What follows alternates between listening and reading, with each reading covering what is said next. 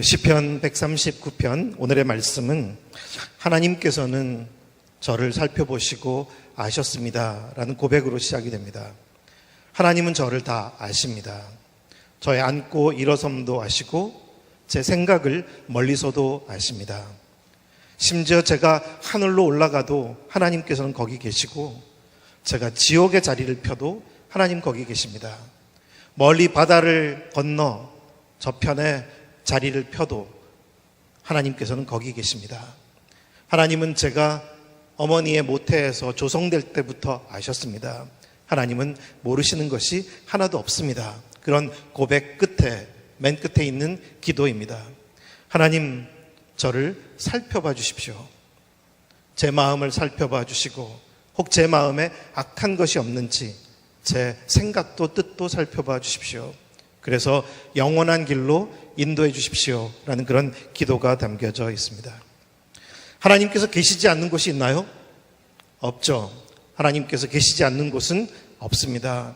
그런데 사실 하나님께서 가장 계시지 않을 수 있는, 계시기 어려운 곳이 있습니다. 어딜까요?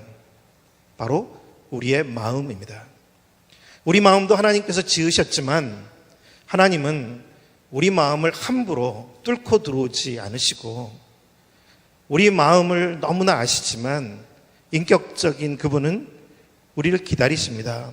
우리를 존중하셔서 마치 요한계시록 3장 20절 말씀처럼 볼지어다 내가 문 밖에 서서 두드리노니 누구든지 내 음성을 듣고 문을 열면 내가 그에게로 들어가 그로 더불어 먹고 그는 나로 더불어 먹으리라. 우리가 마음을 닫아둔다면 주님은 우리 마음에 계시지 않고 우리가 밀어낸다면 주님은 우리 마음 안에 머물러 계실 수 없을 것입니다. 주님이 가장 원하시는 것이 있다면 우리의 마음입니다. 팔복에서도 우리 잘 알듯이 어떤 사람이 복이 있다고 했냐면 다 마음에 대한 것입니다. 마음이 가난한 사람이 복이 있다. 또 애통하는 마음을 가진 사람이 복이 있다. 온유한 마음을 가진 사람이 복이 있다. 의에 줄이고 목마른 마음을 가진 사람이 복이 있다. 긍휼히 여기는 마음을 가진 사람이 복이 있다. 마음이 깨끗한 사람이 복이 있다. 그리고 평화를 사랑하는 사람이 복이 있다. 고난을 묵묵히 받아들이는 마음을 가진 사람이 복이 있다. 우리의 삶에 많은 좋은 일들이 보이는 물질적인 것들이 우리에게 주어지는 것이 복이라 말씀하시지 않았고 우리의 마음에 복이 있다고 말씀하셨습니다. 우리 마음은 참 신비스럽습니다. 이유는 우리 마음은 온 세상이 다 들어올 수도 있고 그런가 하면 아주 요만한 일도 어떠한 자그마한 일도 들어오지 못하기도 합니다. 한없이 커질 수도 있고 간장종지 마냥 한없이 작아질 수도 있습니다. 하루에도 보면 때로는 기뻐서 하늘을 날 것 같은 행복한 마음이기도 하고 갑자기 우울해져서 어두워져 버리기도 합니다. 우리가 헤아리기 어려운 것이 우리의 마음입니다. 그래서 성경에는 마음에 대한 고백과 가르침이 참 많이 있죠. 시편에는 하나님 제 마음을 정결케 해주십시오. 깨끗게 해주십시오. 더럽혀지기 쉬움을 고백한 것입니다. 잠언에는 보면 무엇보다도 너희 마음을 지키라. 생명의 근원이 이에서 남이니라.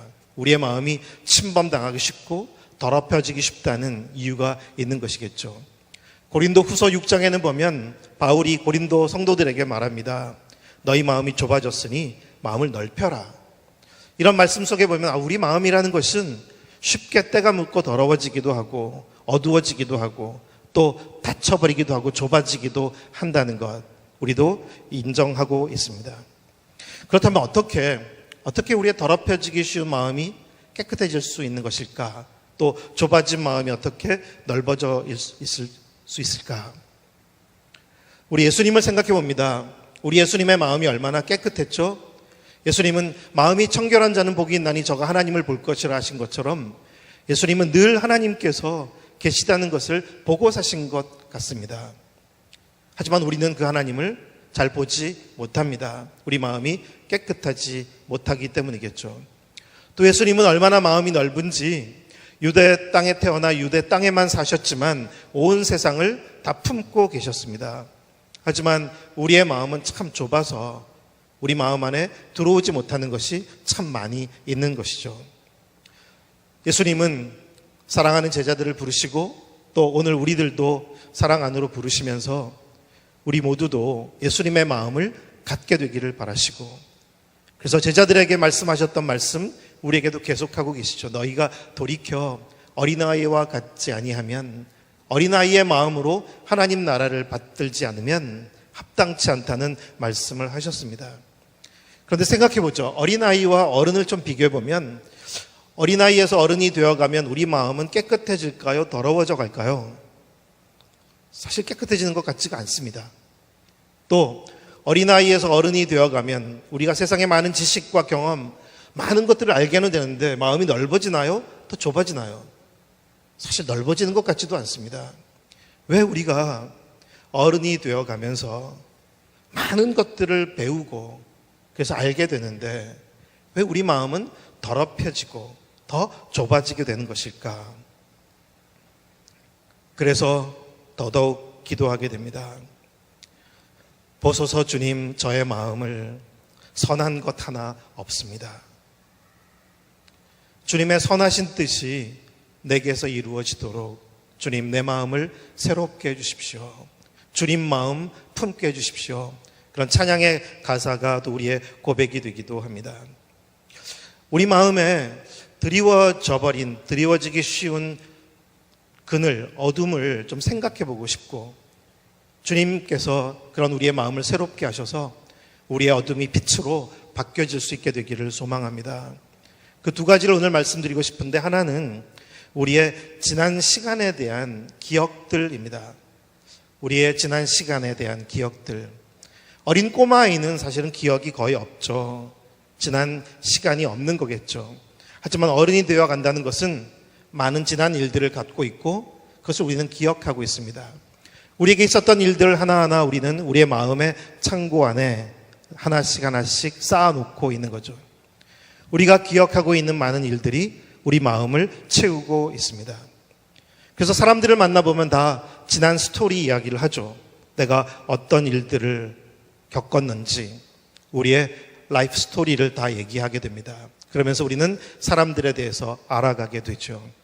근데 사람들의 이야기를 들어보면 대개 두 가지 이야기가 있습니다. 하나는 내가 이루어낸 것, 그래서 내가 자랑할 만한 내가 이루어낸 나의 공로와 관련된 그런 이야기가 있는가 하면, 하나는 내가 받은 피해, 내가 받은 상처, 어떤 일 때문에, 누구 때문에 내가 받은 고통에 대한 이야기가 있습니다. 그래서 공로와 피해, 이 두 가지가 우리의 기억을 많이 채우고 있습니다. 우리 인생의 자서전을 쓴다면 자서전에는 그렇게 우리가 이루어낸 것도 기록할 것이고 내가 겪었던 아픔과 고통도 함께 기록할 것입니다. 근데 그것이 우리는 우리의 마음에 드리워져 있는 그늘이라고는 잘 생각하지 못하는 것 같습니다. 하지만 그렇게 기억되는 것은 빛이 아니라 사실 그늘, 어둠입니다. 하나님은 우리가 어떻게 우리의 지난 시간을 기억하고 또 바라볼 수 있게 되기를 바라실까요? 우리가 성경을 읽어보면 성경에 있는 많은 사람들의 이야기가 기록되어 있습니다. 근데 특별히 성경에 나와 있는 귀한 믿음의 사람들의 고백을 들어보면 그들은 자신의 인생에 대한 고백이 하나님께서 나를 여기까지 인도하셨다는 고백입니다. 창세기의 요셉이 얼마나 끔찍한 일을 많이 겪었는지 우리 알죠. 형들의 미움 때문에 죽음의 위기도 겪었고 결국 남의 나라의 종으로 팔려버렸습니다. 그래서 남의 나라에서 종살이 하면서 살았습니다. 얼마나 억울한 일입니까? 거기서도 여인의 모함으로 감옥에 던져져서 수감자가 되었었습니다. 얼마나 끔찍한 피해고 상처이겠습니까? 나중에 요셉이 형들을 만나게 되었을 때 형들은 요셉에게 한 짓이 있었기 때문에 요셉을 너무 두려워했습니다. 그런데 요셉은 자신의 지난 시간을 형들 앞에 어떻게 고백하죠? 형님들이 저를 이 이집트로 보냈다고 생각하지 마십시오. 형님들이 보낸 것이 아니라 하나님께서 저를 앞서 보내셔서 이와 같은 기근의 때 우리 모두를 구원하려고 하신 것입니다. 형들이 보냈습니까? 하나님께서 보내셨습니까? 사실 형들이 보냈다 해도 거짓말이 아니죠. 하지만 요셉은 다르게 기억한 것이고 다르게 해석한 것입니다. 하나님께서 나의 걸음을 이렇게 인도해 오셨구나. 그래서 그 요셉의 마음에는 지난 시간에는 많은 고통과 아픔들이 있었지만 그의 지난 시간을 그늘지게 바라보는 것이 아니라 빛으로 바라보고 하나님의 은혜로 고백하게 된 것입니다. 사실 구약 성경을 읽어보면 이스라엘 민족의 역사 전체가 그렇습니다. 대부분의 나라와 민족들마다 역사를 기록하죠. 그 역사에는 똑같이 공로와 피해가 함께 기록되어 있습니다. 우리가 이루어낸 것, 위대한 영웅들, 그들은 미화까지 되면서 자화자찬이 많게 되죠. 하지만 또 피해도 있습니다. 주변 민족들의 침략과 지배를 받아서 우리가 겪은 고통들에 대한 기록도 있습니다. 그런데 성경을 읽어보면 신기하게도 이스라엘 민족의 역사관에는 공로 의식도 없고 피해 의식도 없습니다. 위대한 영웅들, 위인들의 허물과 죄악을 다 고발합니다. 그들이 이루어낸 것이 아니라고 말합니다. 하나님께서 하신 일이라고. 그리고 주변 민족들의 침략과 지배 많이 받았었지만 되갚아야 될 원수들이라고 보지도 않습니다. 받아내야 될 보상이 있다고 생각하지도 않습니다. 오히려 우리가 하나님을 놓쳤기 때문에 하나님께서 우리의 마음을 돌이키시려고 주변 민족들을 지팡이와 막대기로 사용하셨다고 고백합니다. 그들의 고백 속에는 하나님께서 우리의 걸음을 여기까지 인도해 주셨다는 하나님의 눈으로 바라보는 하나님의 마음에서 그들의 지난 시간을 기록하고 기억하게 된 것입니다. 그때 그들의 역사는 His story, 그분의 이야기가 됩니다. 요셉이 그랬던 것처럼 그저 내가 겪었던 내 인생살이가 아니라 하나님께서 내 안에서 살아오신 이야기라고 고백하게 된 것입니다. 오늘도 우리 그리스도인들은 우리의 이야기들을 갖고 있습니다. 나는 나의 지난 시간을 어떻게 기억하고 또 어떻게 해석하고 있습니까? 저희 부부에게는 자녀가 5이 있는데 그중에 4아이는 저희가 입양을 해서 양육하게 되었었습니다. 지금은 다 어른이 되었지만 막내 아이가 가장 갓난아기 때 먼저 입양한 아이기도 했었는데 저는 이 아이가 커가면서 늘 마음에 기도도 있었지만 바라는 것은 이 아이가 기억할지 기억 못할지 모르겠지만 오래전에 그 아픈 기억을 잘 통과하게 되기를 바랬었습니다. 나중에 청년이 되었을 때 제가 이제 얼마 전이었습니다. 보스턴에서 사역을 할 때 소외층에 대한 관심이 많았었기 때문에 거기서도 알게 된 친구들이 있었는데 BKA라고 보스턴 코리안 아답티즈, 미국 백인 가정에 입양되어서 성장하게 된 한국 아이들이 청년이 된 친구들을 만나서 알게 되었습니다. 그래서 그 청년들은 좋은 가정에 입양되어서 잘 자라긴 했습니다. 그런데 한 가지 궁금한 질문이 있었습니다. 왜 이 친구들이 한국말을 모르고 영어도 잘하고 좋은 직장도 갖게 됐는데 왜 보스턴 코리안 아답티즈라는 펠로우십을 만들었을까? 뭐 때문에 그랬을까? 그들이 뭔가 마음 깊은 곳에 뭔가 채워지지 않은 뭔가 있다는 것을 느낄 수 있었습니다. 그때 제 막내도 아기 때 입양되어서 청년이 된 나이였기 때문에 함께 로라라는 친구와 만나서 한번 교제를 할 수 있도록 제가 안내했었습니다. 나중에 막내가 제게 와서 너희 둘 사이에 어떤 공통점이 있었냐고 물었더니 그런 얘기를 했습니다. 우리 둘 모두 다 우리는 birthday, 생일을 축하하고 싶은 마음이 없었었다는 얘기를 하더라고요. 이유는 아주 아기 때 버려졌기 때문에 우리는 쓸모없는 존재, 버려진 거니까 우리의 생일 자체가, 태어남 자체가 어쩌면 필요하지 않았는지도 모른다. 그런 마음 깊은 곳에 어두운 그늘이 있었던 것을 느낄 수 있었습니다. 아마도 귀로 듣지는 못했어도 너 왜 태어났니? 너는 차라리 태어나지 않았었더라면 좋았을 텐데 그런 부모의 마음이 있었을지도 모르겠습니다. 근데 그렇게 아픈 기억을 가진 그 기억이 우리의 마음의 응어리로 남아있는 것은 어쩌면 당연해 보이는 것이기도 했겠죠. 저희 막내가 어른이 되어서 생모와 서로 연결될 수 있는 기회가 있었습니다. 저는 바라기는 그 옛날 기억을 통해서 생모와의 관계도 잘 회복되기를 바라는 마음이 있었습니다. 생모는 자신이 포기하게 되었던, 버리게 되었던 딸의 이야기를 듣게 되면서 너무 미안해서 자책하는 마음을 많이 표현했는데, 그때 막내는 이렇게 표현했습니다. 엄마, 미안해하지 않아도 돼요. 하나님께서는 지금 이 엄마 아빠를 만나도록 나를 데스틴드, 인도해 주신 것 같아요. 그래서 엄마에게 미안해하지 말라는 말을 하게 됐을 때, 얘가 그래도 아픈 지난 시간을 잘 통과해 가고 있구나, 그런 마음이 들었습니다. 저희는 보스턴에 가기 전에 한국에 있을 때 탈북 사역을 한 5년 했었습니다.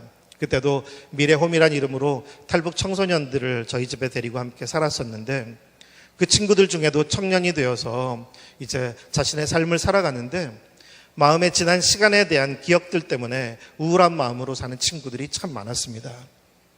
자신의 출신이 북한이라는 것이 늘 마음의 짐이었고, 자신들의 삶에 있었던 고통들이 그들의 발목을 잡붙잡고 있는 것 같았습니다. 많이 격려했지만 사실 도움을 잘 받지 못했었습니다. 그런데 얼마 전에 이 친구들이 어떤 선교단체에서 하는 소중한 훈련 프로그램을 다녀온 다음에 아우리치까지 다녀와서 곳곳에 더 고통을 받은 청소년들이 많이 있다는 것을 알게 된 다음에 그들의 마음이 바뀌어지게 되었고, 무엇보다도 주님의 큰 은혜를 알게 된 다음에는 고백이 달라졌습니다. 그리고 그 그늘진 얼굴에 빛이 비치고 그들이 기쁜 마음으로 씩씩하게 살아가려는 모습을 보여주게 되었을 때 얼마나 기뻤는지 모릅니다. 하나님의 뜻은 어떤 것일까요? 저는 자연을 참 좋아합니다. 우리가 숲에 들어가 보면 자연은 이 복원력이 참 탁월하죠. 우리가 알듯이 숲에 들어가면 숲에 있는 모든 초목들도 엄청난 고통들을 겪습니다. 제대로 잘 자란 게 사실 거의 없죠. 상처받고 부러지고 흉이 생기고 그리고 흉터, 장애가 다 가득 차 있습니다. 그런데 숲에서 우리가 생명의 기운을 얻고 평화를 얻게 되는 이유가 뭘까요? 아마도 그 이유는 숲에 있는 그 모든 생명들은 창조주의 주권과 통치를 잃어버리지 않고 있기 때문일 것입니다. 그들에게 아픈 기억과 과거들이 있지만 그것이 그들에게 아픈 기억이 되어서 고통으로 작용하는 것이 아니라 하나님의 선하심과 신실하심을 여전히 알기에 그들의 삶에 있었던 고통을 충분히 딛고 또 새롭게 살아가기 때문에 그것이 복원력이 되어서 생명의 기운을 우리에게 전해주고 우리에게 평화를 주는 것이겠죠. 우리의 삶에도 우리가 하나님께서 계시다는 것을 놓쳤기 때문에 하나님께서 이 모든 상황 속을 아시고 우리를 도우신다는 것을 놓쳤기 때문에 우리가 더 아프고 벗어나지 못했을지도 모르겠습니다. 요셉이 보디발의 집에서도 충성할 수 있었던 이유, 그리고 감옥에서도 충성할 수 있었던 이유가 있다면 그가 겪은 고통은 끔찍하고 크지만 하나님께서는 이 모든 일을 아시고, 나는 지금은 설명할 방법도 이해할 방법도 없지만 분명 하나님께서는 하나님의 선하신 뜻을 언젠가는 이루어 가시리라, 그것을 붙잡았기 때문에 그래서 그의 삶에서 신실하게 충성할 수 있었을 것입니다. 그리고 그랬기에 나중에 형들을 만났을 때 자신의 지난 시간에 대한 기억이 달랐고 그 해석이 달랐던 것이겠죠. 우리의 지나온 시간이 있습니다. 우리 모두 기억이 있습니다. 우리의 모든 지난 시간을 보통 사람들이 기억하는 대로 기억하는 것이 아니라 주님의 빛 아래서 기억해서 하나님께서 나를 은혜로 인도해 오셨고 나의 걸음을 은혜 가운데 옮겨 가시는 것이구나. 하나님께서 하셨습니다. 그렇게 고백할 수 있을 때 우리의 마음에 더 이상 그늘은 더 이상 머물러 있지 않을 것입니다. 주님의 빛이 우리의 마음을 가득 채우게 될 것입니다. 그렇게 새로워진 마음으로 주님의 눈으로 주님의 마음으로 우리의 지난 시간을 돌아보며 살아가는 우리 모두가 되기를 기원합니다. 또 하나의 우리의 마음에 드리워지기 쉬운 그늘은, 우리의 마음을 어둡게 하는 것은 우리의 주변에서 일어나는 일들에 대한 것입니다. 주변에서 살아가는 사람들의 삶이 우리의 마음을 어둡게 하고 또 닫게 됩니다. 시편 73편에 보면 그런 고백이 있죠. 하나님 앞에서 신실하게 살아가던 믿음의 사람인데 내가 미끄러질 뻔했다라는 고백을 합니다. 이유는 악인의 형통함이 보였기 때문입니다. 악인들이 너무 잘 나가고 있고, 그런데 신실하게 믿음으로 살아가는 의인의 삶에는 고난이 계속되고 있는 것을 보니 도저히 이해할 수가 없어서, 그래서 낙담도 되고 화도 나고, 그래서 하나님에 대한 많은 의구심들도 생겨나게 된 것입니다. 하지만 이 시편 73편도 내가 성소에 들어가서야 깨닫게 되었다는 고백을 합니다. 나의 믿음의 걸음이 신실하게 걷다가 갑자기 미끄러지고 마음이 어두워지고 흔들리는 이유가 뭘까요? 우리를 둘러싼 사람들의 모습이 우리 마음을 뒤흔들어 놓게 되는 것입니다. 우리도 믿음의 길을 걷고 있습니다.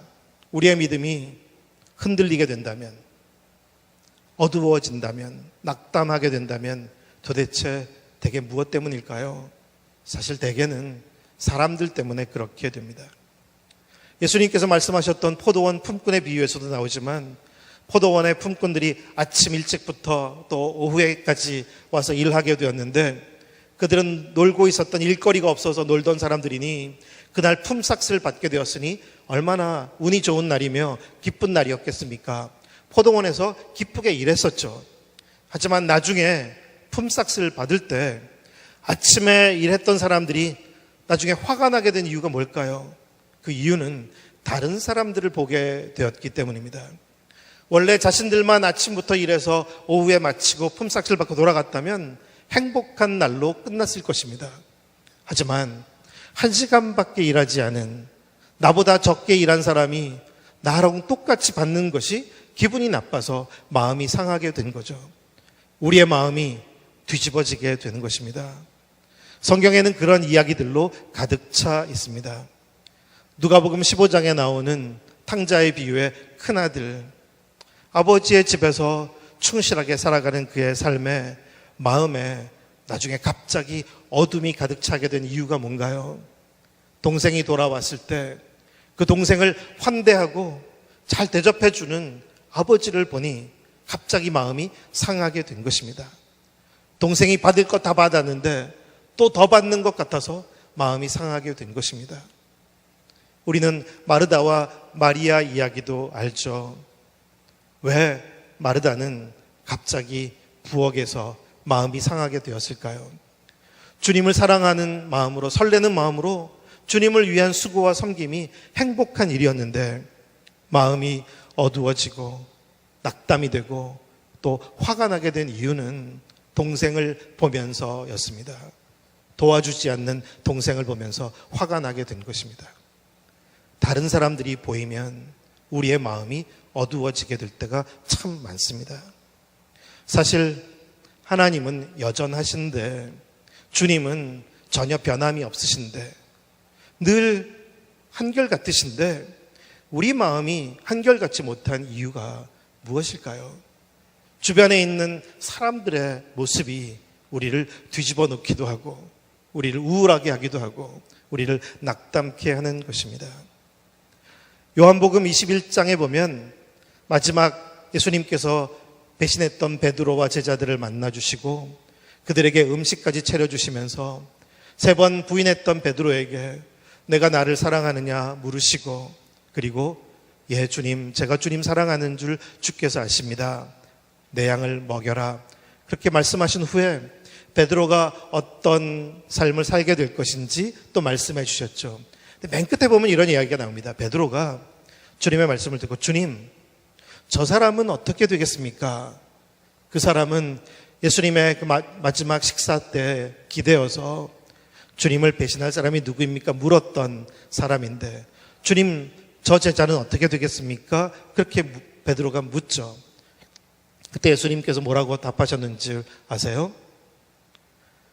그 사람을 내버려 둔들, 어떻게 된들, 그것이 너와 무슨 상관이 있느냐? 너는 나를 따라라. 그렇게 답하셨습니다. 그 사람이 어떻게 되는 것이 너와 무슨 상관이 있느냐? 너는 나를 따라라. 목회자들이나 사역자들, 또 교회에 충성스럽게 헌신한 사람들도 때로는 마음에 갑자기 응어리가 생기고 마음이 우울해지고 또 화가 나게 된 분들을 만나게 될 때도 있습니다. 그리고 그 이유들도 대개 보면 다른 사람들 때문에 그렇습니다. 사실 주님은 한결같으신데 내 마음이 변하는 이유는 주님 때문에 생기는 것은 아니잖아요. 대개 사람들이 보여서 그렇습니다. 그래서 내 마음이 상하고 내가 어두워지게 되는 것이죠. 처음 주님을 믿고 따를 때 제자들은 예수님만 보고 따랐습니다. 그리고 우리 모두가 주님을 믿고 사랑하며 따르기 시작했을 때 예수님을 바라보았기 때문입니다. 그리고 제자들이 계속 가게 되기를 바라셨던 예수님의 길도 뭘까요? 그것은 주님만 바라보고 가는 것입니다. 주님만 계속 바라보고 주님을 따를 수만 있다면 우리 마음은 흔들리지도 않을 수 있을 것이고 어두워지지 않을 수 있는 것이겠죠. 우리의 마음은 취약합니다. 그래서 쉽게 어두워지기도 하고 흔들거리고 때가 묻고 좁아지기도 하고 다치기도 합니다. 하지만 주님은 우리 마음이 날마다 빛 가운데 있게 되기를 소원하십니다. 생명의 숲, 그 숲을 들어가 보면 모든 초목들과 생명들은 서로 다른 상황 속을 살아갑니다. 어떤 나무들은 좋은 환경에서 물도 넉넉하고 햇볕도 좋게 받을 수 있는 곳에 있는가 하면 어떤 나무는 아주 메마른 곳에 아슬아슬한 절벽 중간에 그리고 그늘진 곳에서 살아갑니다.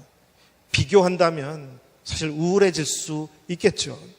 하지만 우리 모두가 알듯이 모든 숲속의 나무 초목들은 자신의 삶을 충실하게 잘 살아내고 그래서 멋진 창조주의 세계를 우리에게 보여줍니다.